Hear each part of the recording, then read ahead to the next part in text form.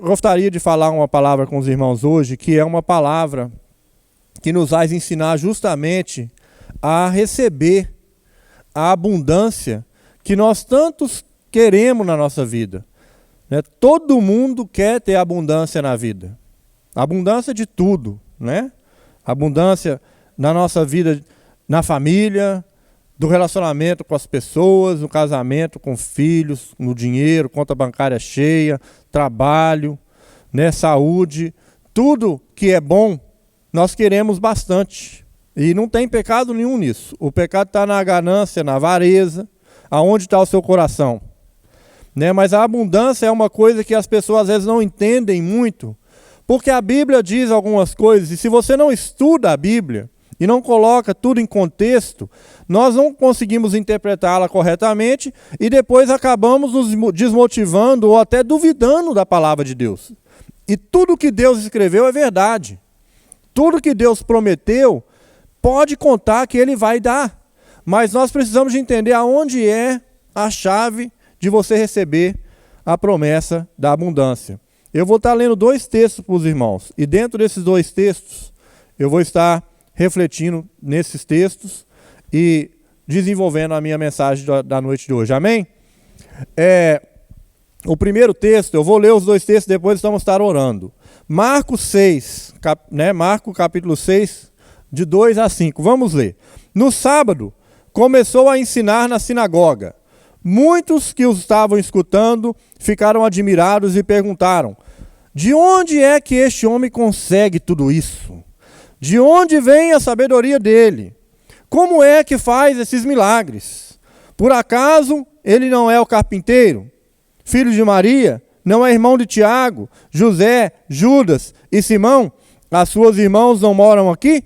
Por isso ficaram desiludidos com ele. Mas Jesus disse: um profeta é respeitado em toda parte, menos na sua terra, entre os seus parentes e na sua própria casa. Ele não pôde fazer milagres em Nazaré, a não ser curar alguns doentes, pondo a mão sobre eles. O segundo texto que eu quero ler se encontra em Provérbios 3, de 9 a 10 somente. Diz: adore a Deus, oferecendo-lhe o que a sua terra produz de melhor. Faça isso, e os seus depósitos ficarão cheios de cereais, e você terá vinho que não será capaz de armazenar. Os 2 textos, eles apresentam realidades diferentes. Se você prestou atenção, um apresenta uma realidade de escassez, e o outro apresenta uma realidade de abundância. O que eu achei interessante no primeiro texto é que começou muito bem. As pessoas falaram, admiradas, segundo o texto: de onde vem esse homem? Aonde é que como que ele consegue fazer tudo isso que ele faz? De onde vem tanta sabedoria? Né?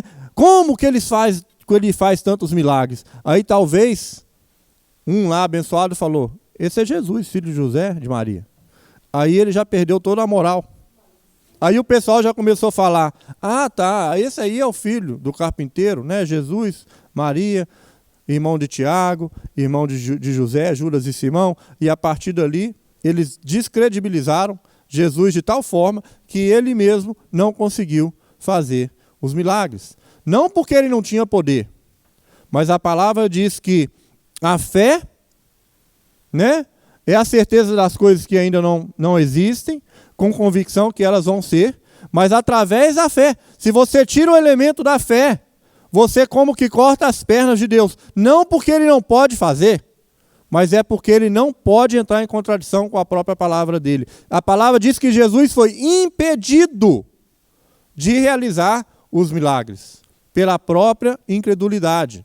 O segundo texto, ao contrário, nos leva a falar, a adorar a Deus, a honrar a Deus, para que através dessa honra e através dessa adoração, que os depósitos das nossas vidas ficarão cheios, e ficarão tão cheios que nós não vamos conseguir armazenar. Porque quando Deus quer abençoar alguém, Ele quer abençoar mais do que você precisa, porque Ele acredita, Ele confia que você vai começar share, que você vai começar a dividir, que você vai começar a fazer com os outros o que Ele está fazendo com você. Imagine se todos nós fizéssemos isso. Imagina se ia ter alguém pobre aqui, desempregado, passando dificuldade. Com certeza não. Todo mundo ia estar numa abundância tremenda. Todos nós seríamos tremendamente beneficiados e tudo pode começar por um.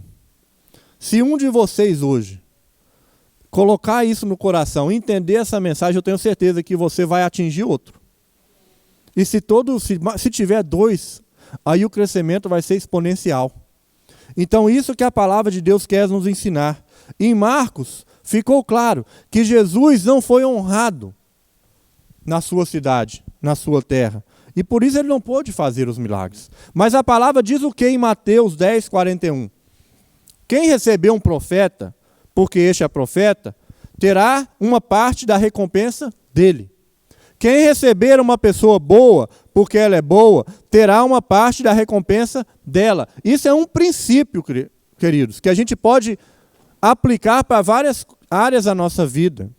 Quando você recebe uma pessoa cheia de unção, e você dá a ela a honra que ela merece, a palavra está dizendo que você vai receber uma porção dela. E o que ela tem? Unção. Então você recebe unção. Quando você recebe uma pessoa que tem muita sabedoria e você a honra por aquilo e reconhece a sabedoria que está nela, que vem de Deus, o que você vai receber dela? Qual será a porção? Da sabedoria. Quando você recebe, tem a oportunidade de encontrar alguém que tem muito dinheiro, é rico, dono de empresa, e você consegue cativar e honrar, o que pode acontecer na tua vida? Você vai receber um benefício de riqueza. Quem sabe aquela pessoa vai te dar um trabalho, quem sabe aquela pessoa vai te dar uma oportunidade. Isso é o que a Bíblia diz. O texto ensina que se quisermos receber um galardão, esse galardão está sempre linkado, ele está sempre ligado a uma honra que você está dando para alguém, ou dando para Deus, para que uma porta de uma bênção, de uma porção, seja derramada sobre a tua vida. Isso é o que o texto está falando. Muitos querem abundância. Ninguém vai falar, só hippie que pensa assim, né? E normalmente o hippie fala assim, eu não quero nada, eu quero estar aqui na minha Kombi, aí peregrinando por qualquer lugar e comendo, tira capim do chão e come, sei lá. O hippie é que pensa assim, que eles não precisam de nada, são revoltados com tudo, não fazem parte de uma sociedade. Mas nós não. Se você perguntar para as pessoas, todos querem ter abundância. Todos querem ser abençoados. Todos querem receber coisas de Deus. E o que a palavra diz sobre o que Deus deseja fazer com aqueles que o buscam? A palavra de Deus diz em Hebreus que Deus é galardoador daqueles que o buscam. Ele é galardoador. O que é isso? Ele acrescenta o galardão. Deus é presenteador, numa mensagem, numa palavra mais moderna. Ele é presenteador daqueles que o buscam. Ele gosta de dar presente. O Senhor se alegra nisso, mas ele pode ficar impedido de dar pela própria palavra dele. Ele mesmo disse. A única coisa que pode impedir a bênção do Senhor na nossa vida é desonra, desobediência e não dar a Deus o que é de Deus.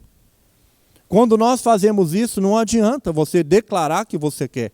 Não adianta você declarar, a Bíblia diz que Jesus veio para dar vida e vida em abundância. Você só está citando uma parte do texto.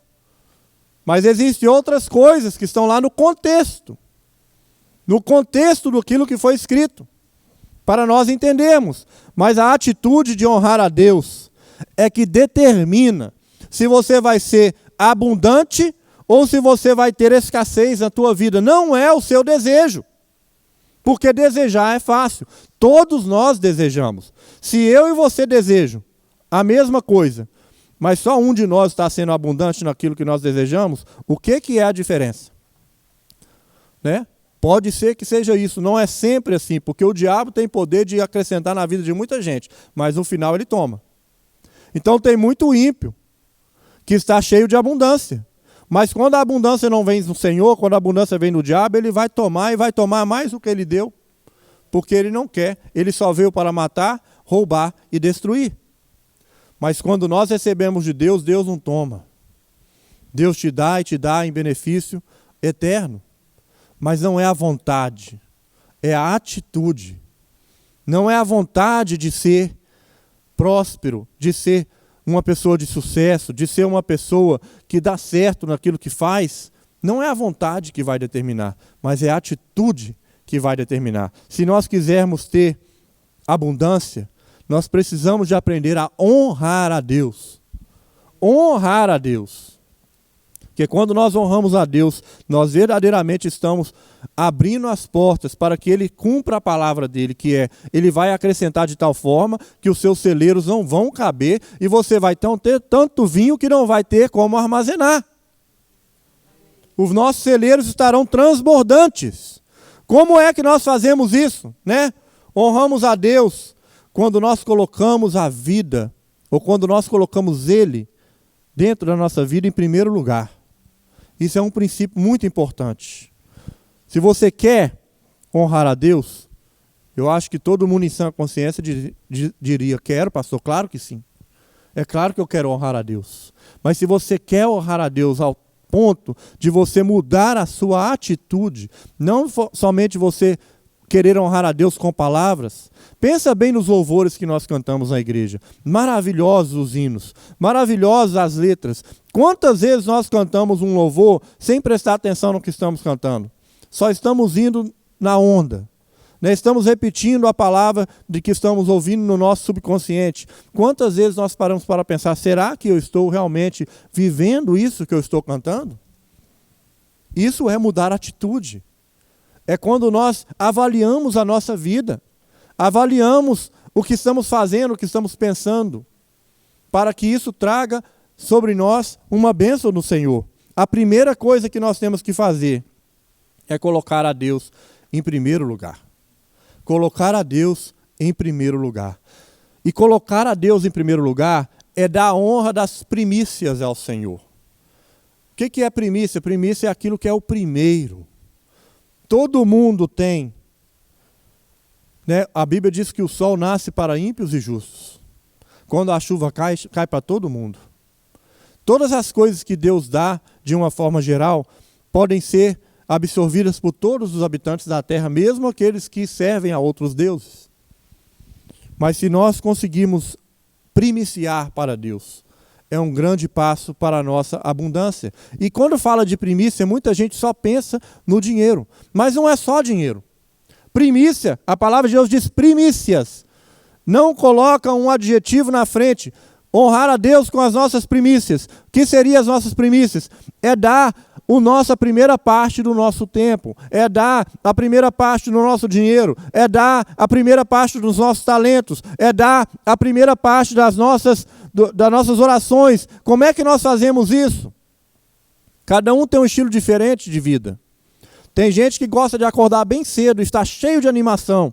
Tem gente que acorda 10 da manhã, 11 da manhã. Tem outros que até que acordam cedo, mas estão se arrastando.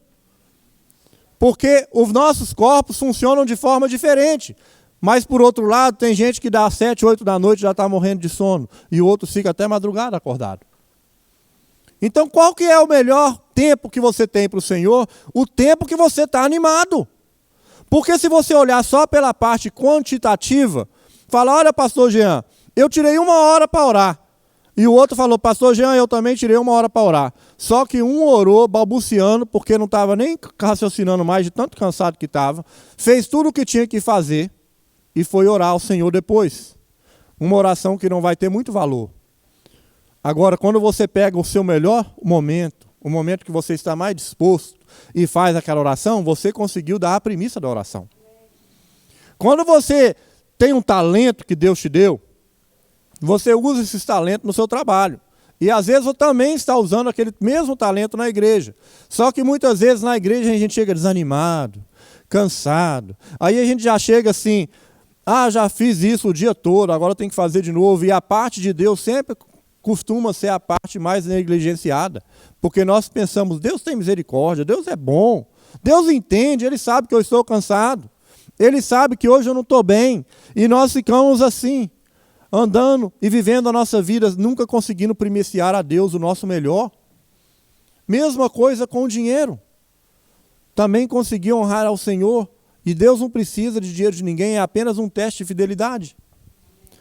Então nós precisamos de aprender a primiciar tempo, dinheiro, o melhor da nossa vida, o melhor dos nossos talentos, para mostrar a Deus que Ele é mais importante do que qualquer outro projeto secular, familiar ou pessoal.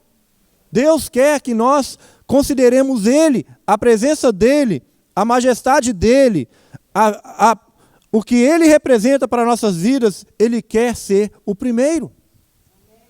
Ele deseja ser o primeiro. Foi a primícia que fez diferença entre Caim e Abel.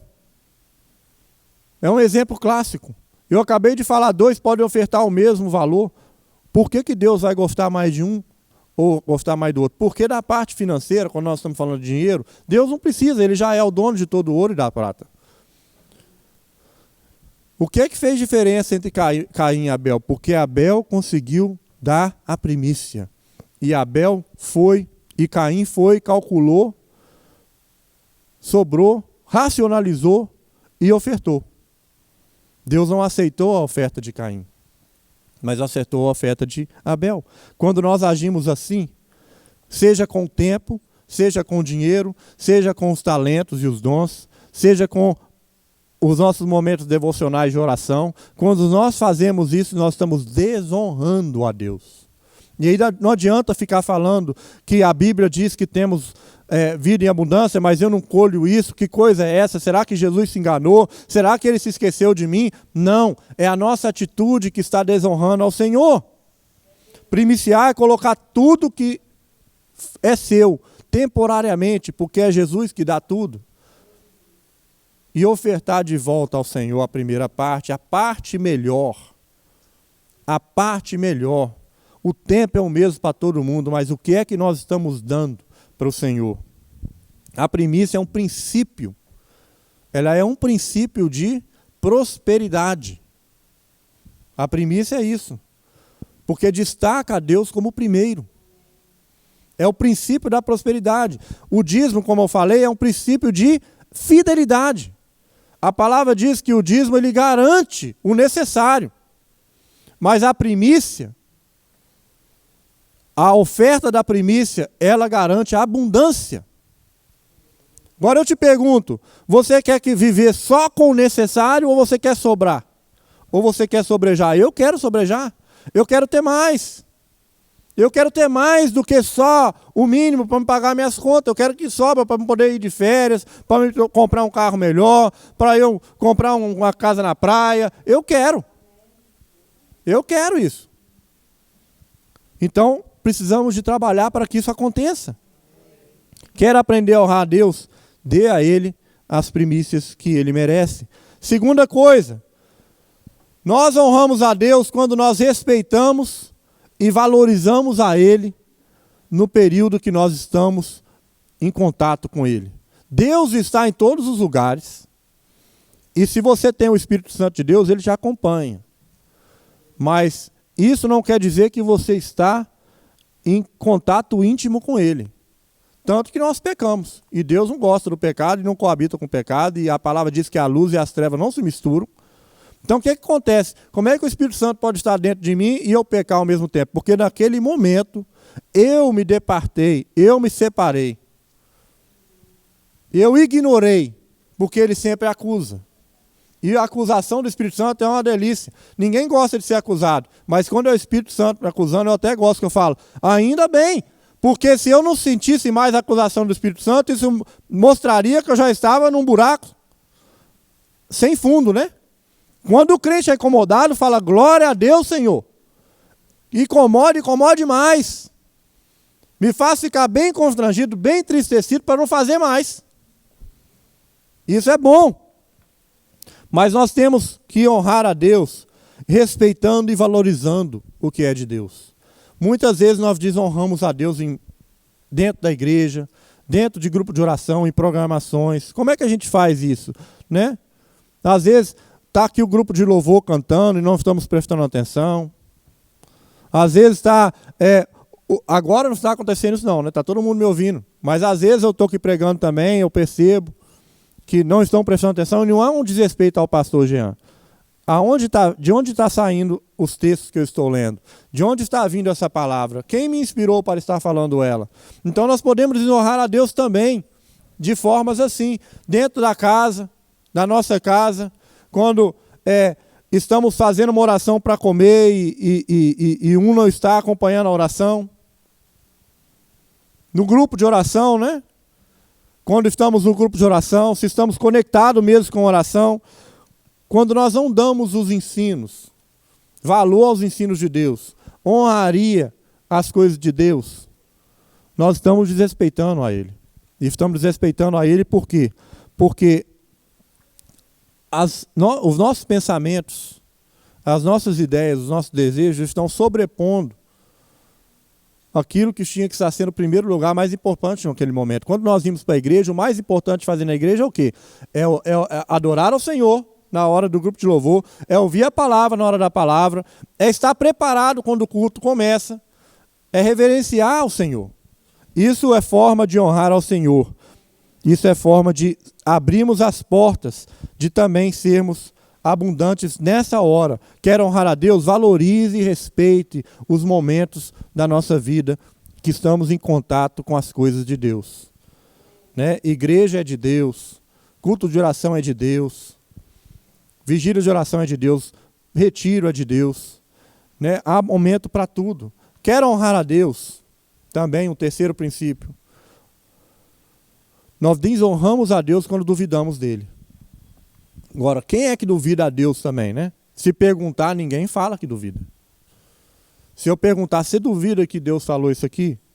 Você duvida que essa palavra de Deus é verdadeira? Normalmente a resposta é, que isso, pastor? Claro que não. Mas a nossa incredulidade e insegurança desonram a Deus.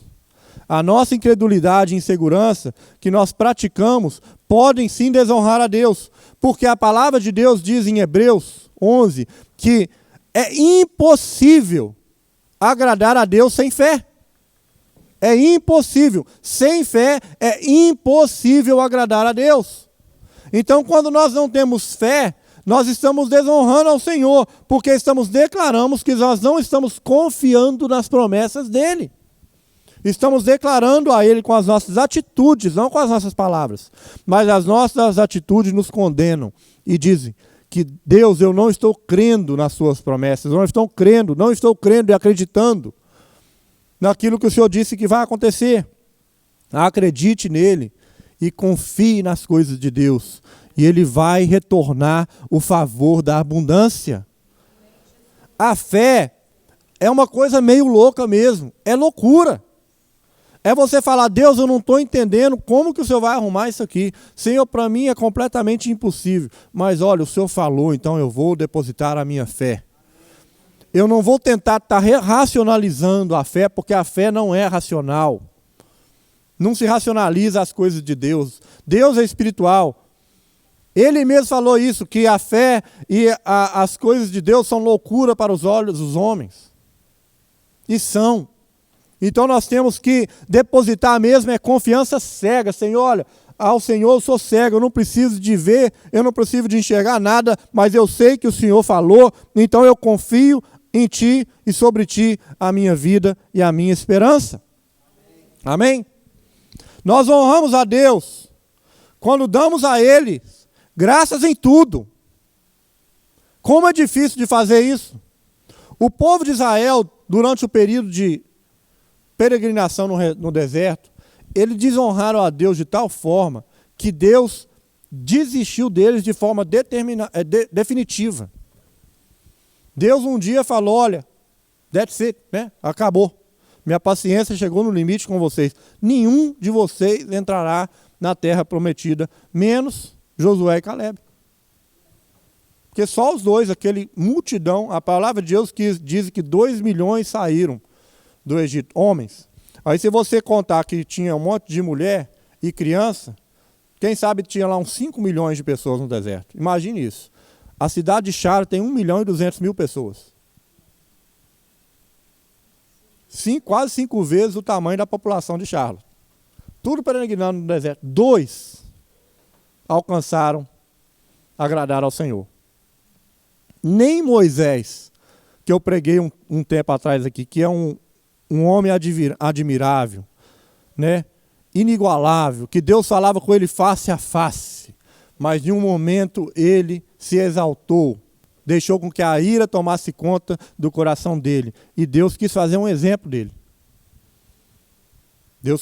Moisés está no céu com Deus, não tenho dúvida sobre isso, mas não entrou na terra prometida. Isso quer dizer o quê? Que não colheu na terra uma abundância. Porque o que nos leva para o céu é a salvação. O que nos leva para o céu é a crença no Senhor Jesus Cristo. Mas nós podemos ficar aqui colhendo escassez a nossa vida inteira e jamais termos uma vida abundante na terra e depois irmos morar com o Senhor. Se você está bem assim, tudo bem. Mas eu não. Eu quero estar vivendo uma vida feliz, quero estar vivendo sobre a abundância do Senhor, sobre as bênçãos do Senhor, e quando morrer também ir morar com Deus. Eu quero isso para a minha vida. A maneira com que o povo do deserto desonrou a Deus foi com murmuração e reclamação. Murmuração e reclamação. Isso foi o que irritou a Deus. Quando nós entregamos a Deus as nossas vidas, quando nós cantamos alguns louvores, o que a gente fala? Leva a minha vida, conduz a minha vida, né? Guie os meus caminhos. Mas aí Jesus nos decide levar num caminho meio pedrego, né, cheio de pedras, às vezes difícil. E aí a gente começa a fazer o quê? Reclamar. Murmurar. E quando nós reclamamos do rumo que Deus está dando para a nossa vida, nós estamos sendo arrogantes, porque estamos basicamente dizendo, Deus, eu prefiro o rumo que eu ia dar para a minha vida. Esse rumo que o Senhor está me dando aqui não está bom. Nós não falamos isso literalmente, mas agimos assim.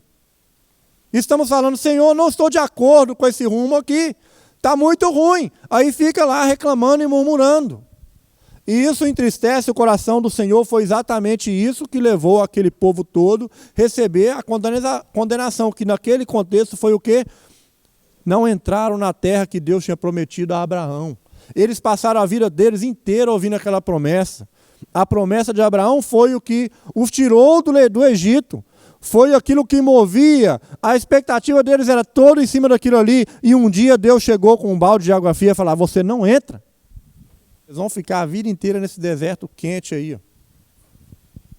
Sabe aquela terra lá que emana leite e mel? Com as uvas gigantes, que o relatório de Caleb, né, e de Josué, que tinha uvas gigantes, a terra é muito boa, é isso mesmo, tudo que Deus falou lá tem, só que tem um probleminha, lá tem gigantes, né, já tem um povo lá povoando. Mas eles não se importaram com aquelas dificuldades, simplesmente olharam para a promessa de Deus. É verdade? A terra tem o que Deus falou que tem? Tem. Então é para lá que eu vou. E não murmuraram. Quando nós entregamos a nossa vida ao Senhor, nós precisamos de verdadeiramente confiar que o Senhor está no controle. Às vezes nós passamos por momentos realmente que são difíceis, que nós não entendemos, que nós não conseguimos compreender. Mas Deus, como pode ser tão difícil assim? Por que eu estou sofrendo tanto assim? Mas o que a minha esposa falou aqui na introdução é verdade, irmãos. Para nós não termos problemas nessa vida só se nós morrermos. Porque quem está vivo tem problema. E nós temos que estar dispostos a encarar e saber, se Deus, se o Senhor está comigo, então vamos lá, vamos em frente. Eu sei que o final vai ser vitória. Eu sei que o final vai ser vitória e é o final que me importa. Quando a Bíblia nos fala, né, que nós precisamos de dar graças em tudo, é uma coisa que precisa ser entendida. Por quê? Porque nem tudo, se você for olhar ao fio da letra, nem tudo é motivo de você dar graça. Mas a Bíblia diz, dai graças em tudo. Isso quer dizer o quê? O patrão não reconhece, o patrão não dá aumento, o patrão mandou embora, dá graças em tudo. Né?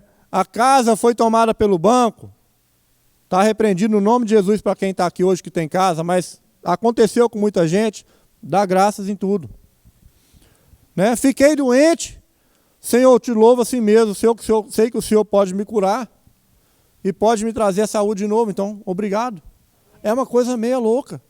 Mas é isso que a palavra diz que temos que fazer, dar graças em todas as coisas. Porque quando nós fazemos isso, nós reconhecemos que Deus tem o senhorio da nossa vida, que Ele está comandando, e que se for da vontade dEle fazer conosco como Ele fez com Jó, então que seja. Dar graças em tudo.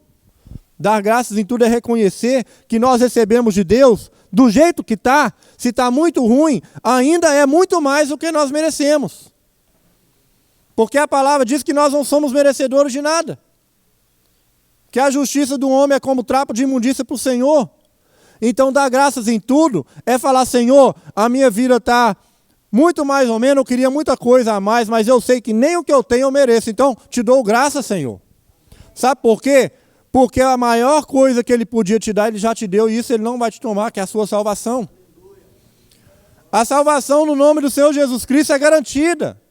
Então, se Ele não te desse mais nada até o dia de você morrer, você já está no lucro, porque para onde nós íamos antes era para o inferno, aonde há choro e ranger de dente e sofrimento eterno.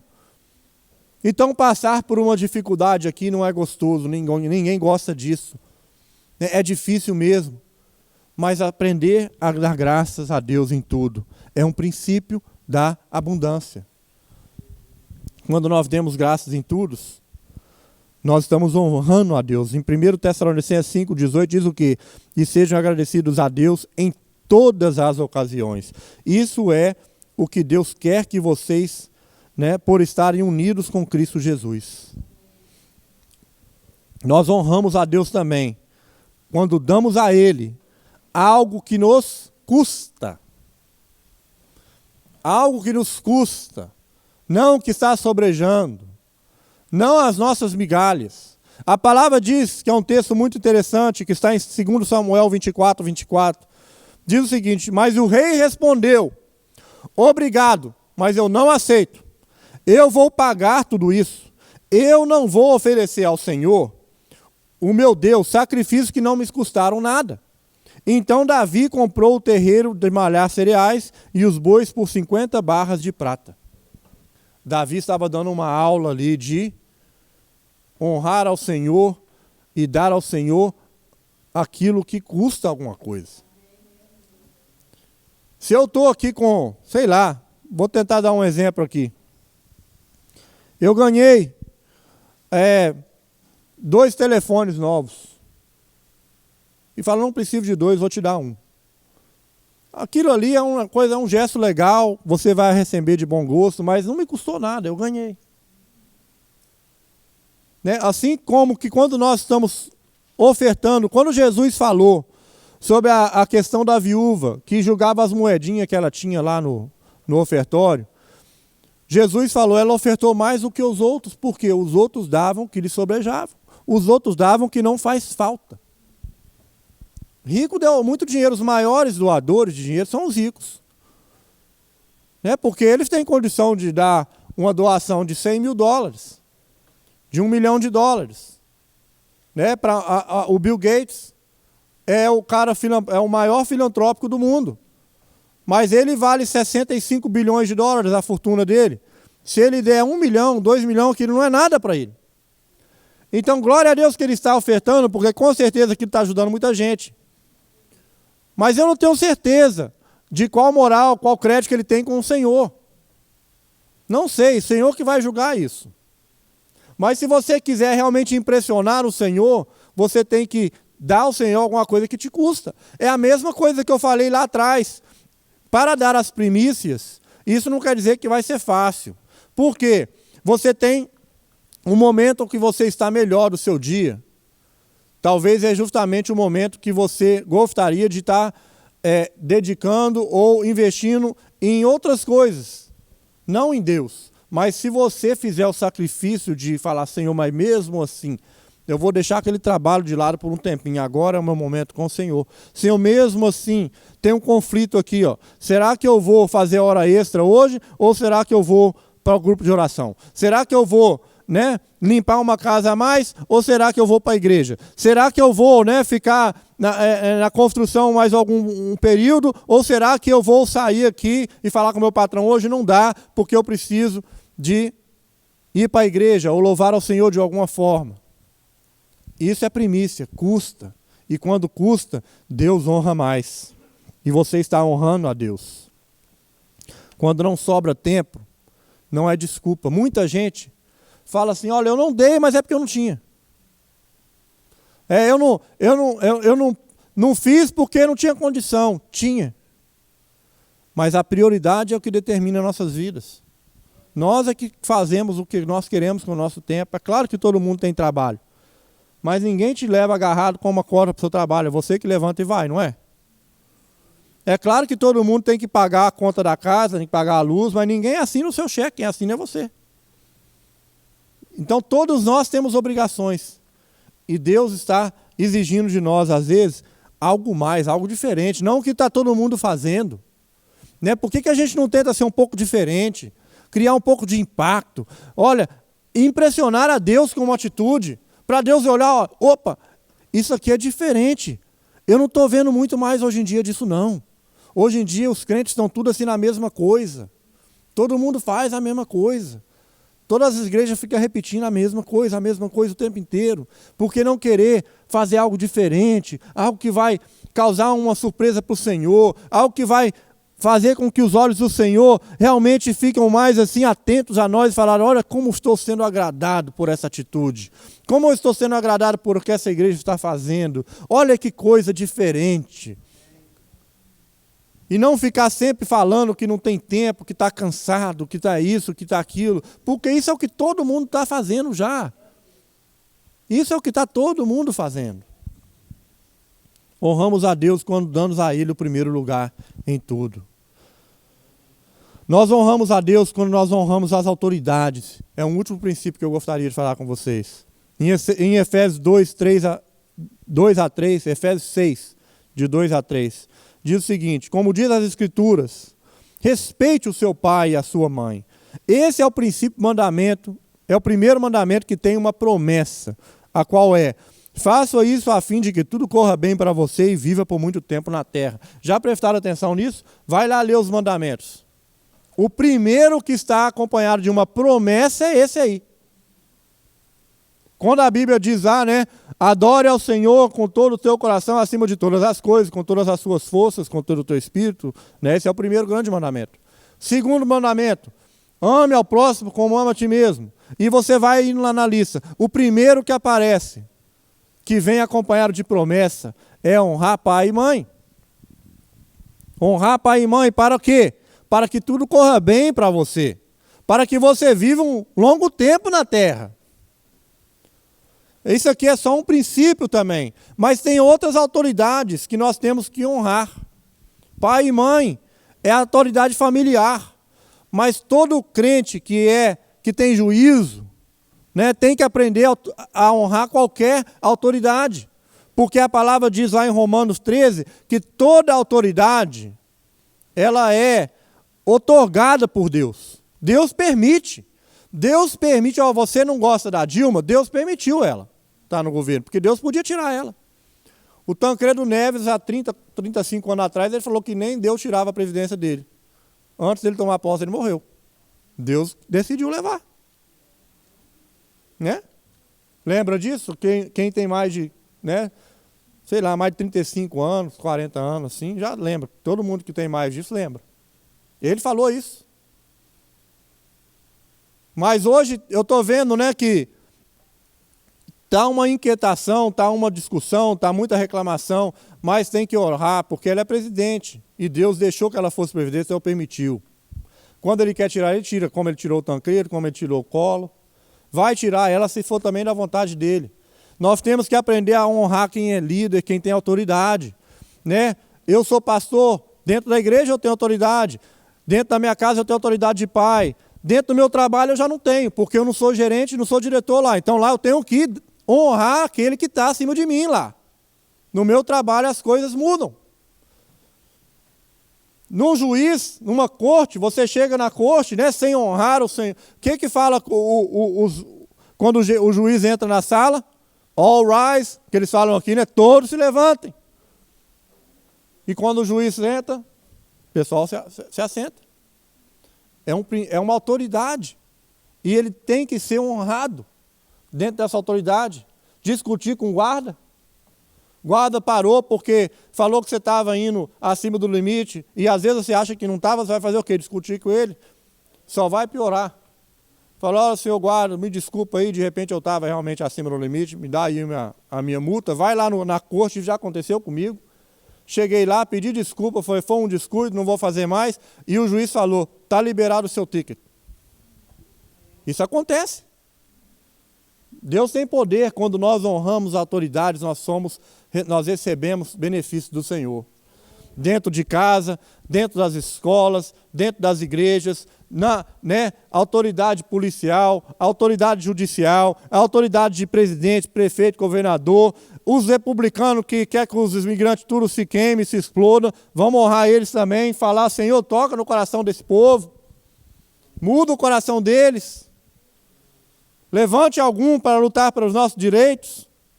Quando nós desrespeitamos autoridades, o que isso tem a ver com Deus? Nós desrespeitamos a Deus, porque Deus é que outorgou. Ele permitiu. Então, o que Deus permitiu, vamos deixar para que Deus resolva. Não é nosso problema. Agindo assim, nós estamos abrindo muitas portas de abundância para nossas vidas. Amém? Vamos orar sobre isso? Eu gostaria de fazer uma oração para que nós possamos colocar em prática o princípio da abundância na nossa vida. O princípio que vai realmente nos garantir mais do que só o que a gente precisa para sobreviver. Deus não quer só que você sobreviva. Deus prometeu vida e vida em abundância, mas existe um preço. Um preço de honrar ao Senhor. Um preço de colocar o Senhor no lugar que é dele, que é o primeiro. Um preço de nós sabermos realmente a respeitar que Deus está no comando, mesmo que não faça sentido algum. Mas ter que falar assim, Senhor, eu creio, eu não estou entendendo, mas eu não preciso de entender. Igual a gente faz para os nossos filhos às vezes, né? Quando o filho começa a questionar muito o pai e a mãe, às vezes a gente não fala assim, olha, agora você só obedece. Agora você só obedece. Talvez depois eu explico. Né? Porque filho, quando chega principalmente na idade assim, de pré-adolescente, eles querem questionar tudo. Você tem que dar um relatório para toda decisão que você toma. E às vezes você simplesmente fala, olha, agora é momento de você obedecer e acabou. E depois você vai e explica quando der um tempo. Amém? Deus é assim também, queridos. Deus sabe o que está fazendo. Um pai e uma mãe erram. Às vezes a gente faz um monte de coisa errada com os nossos filhos. O que não exime eles de ter que nos honrar, não é verdade? De acordo com a palavra. Mas Deus não erra. Deus está no controle, Ele sabe exatamente o que Ele está fazendo, Ele sabe exatamente para onde Ele está te levando, Ele sabe exatamente como te levar e conduzir a tua vitória, a tua abundância, a tua felicidade. Amém? É isso que Deus tem para a tua vida. Eu não sei como Ele vai fazer isso na vida de cada um de vocês, mas eu sei que Ele vai e quer fazer isso. E só você pode impedir isso. Assim como Jesus foi impedido de causar e fazer muitos milagres na terra dele porque ele foi desonrado, só nós podemos parar e impedir o plano de Deus para a nossa vida. Amém?